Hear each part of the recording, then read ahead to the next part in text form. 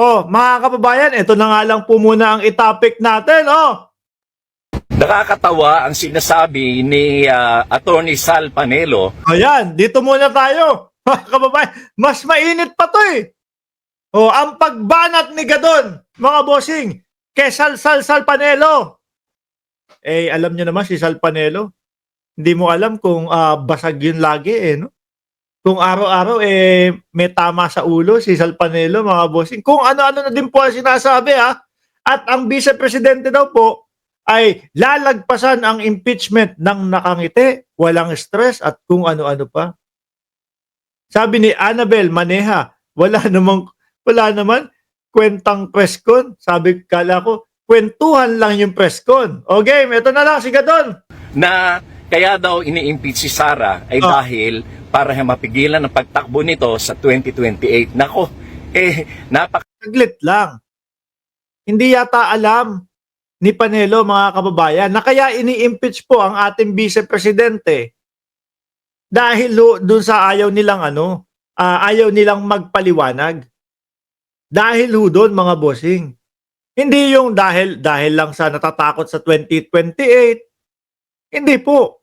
Ang taong bayan may hinahanap na kasagutan po sa kanila at pondo ng bayan yung katanungan. At alam niyo naman po kung bakit naghihirap ang sambayan ng Pilipino, mga bossing. Dahil sa mga magnanakaw nating mga politiko. Hindi ko pa sinasabi si Inday Sara Duterte ha.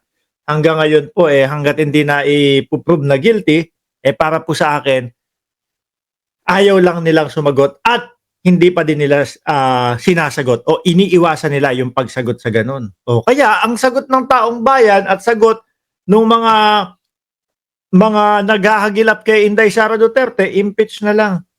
Total wala namang transparency ang vice presidente. Isama mo na yung pagpapategi sa pangulo, sa asawa ng pangulo at sa pinsan ng pangulo.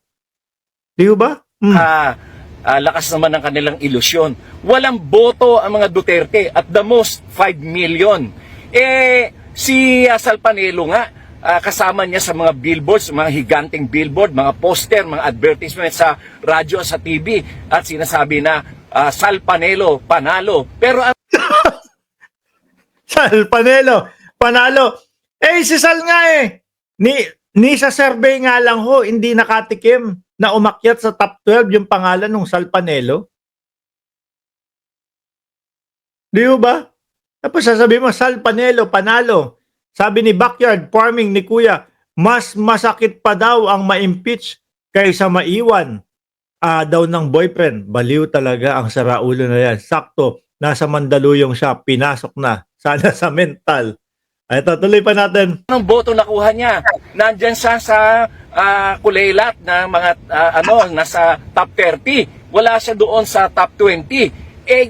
Makikita mo doon na walang boto ang Duterte, konting-konti lang. Kaya lang nanalo si former President Rodrigo Duterte noong 2016 ay dahil sinuportahan siya ng mga Marcos loyalist. Yun po ang katotohanan, mga kababayan. Yun po ang malapit na malapit sa katotohanan, mga bossing. Bakit? 2015, 2014, 2013, kilala na ba ang mga Duterte sa buong mundo?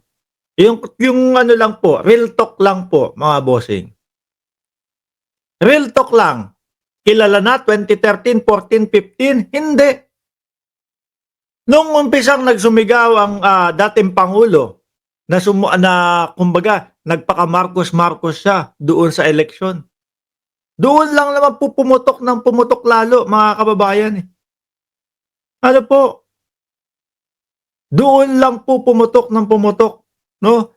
Dahil sabi ni Elmir, bot Nemo. Uy, wala dito si Nemo. Finding Nemo, hinahanap nga si Nemo Oh, tuloy. Dahil no choice. Alang-alang mong iboto si Mar Rojas o kaya si Binay na parehong Correct ko yun, mga kababayan. Ano po? Na parehas na dilawan. Ayaw nga natin doon sa mga politikong dilawan dati, mga bossing. O, di ba?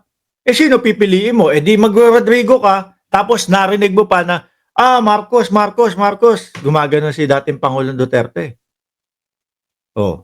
Eh di siya pipiliin mo kaysa doon kay Binay at kaysa kay Mar Rojas. ilaw. Kaya, binoto na lang si Duterte dahil nangako siya na ipapalibing niya ang the late President Marcos Sr. doon sa libingan ng mga bayani. Kaya yung mga Marcos loyalists, bumoto sa kanya.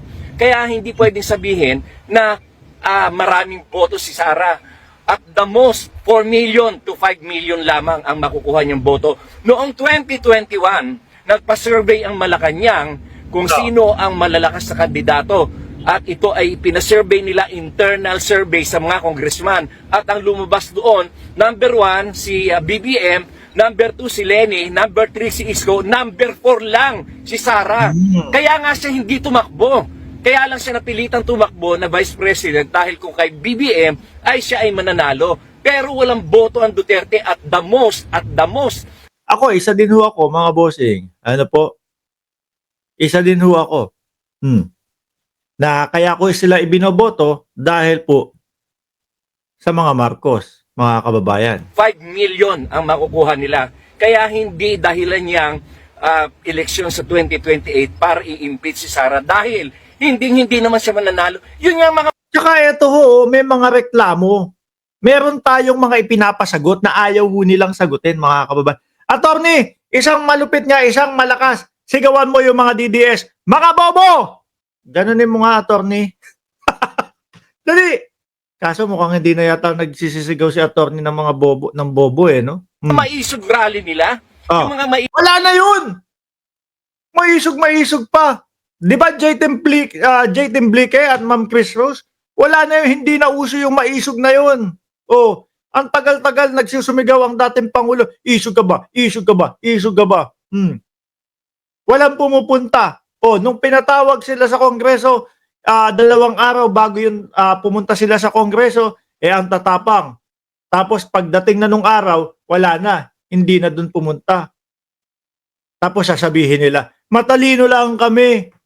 Meron bang matalino yun? Kung matalino sila, naidepensa nila yung sarili nila. Doon sa Kongreso. Di ba? Attorney. Oh. Nagagalit mga DDS pag tinatawag kitang attorney. Isa lang, no? Isang mga DDS, bobo! Isang ganun niya. isog rally, wala pang 300 ang nagpupunta at ang karamihan pa doon ay mga paid vloggers at yung mga tauhan nila. Kaya hindi mo masasabi na meron silang mga tao na, mga butante na milyon-milyon para sapat na makapagboto o makapagluklok. Ito kasi mga DDS na to Inuutusan ng dating Pangulo, inuutusan ni Duterte. Hinahamon na, isog ba kayo? Isog ba kayo? Ang putek. Wala, ayaw mga lumabas. Hindi pinapakinggan si Duterte. Lagi sinasabi, hanga kami sa iyo, Pangulo. Kahit ano po gagawin namin para sa inyo, Pangulo. Yung pagpapalabas sa kanila, hindi nila sinusunod yung matanda. Oh. Iyo ba? Kaya yung isog-isog na yon, wala na po yung utog na lang. Utog na lang po. Ng isang presidente. Napakalayo. Wala. Nabitin ako doon, attorney. Nabitin ako doon. Walang sigaw na, mga DDS, bobo! Ganun yung gusto kong marinig mga kababayan.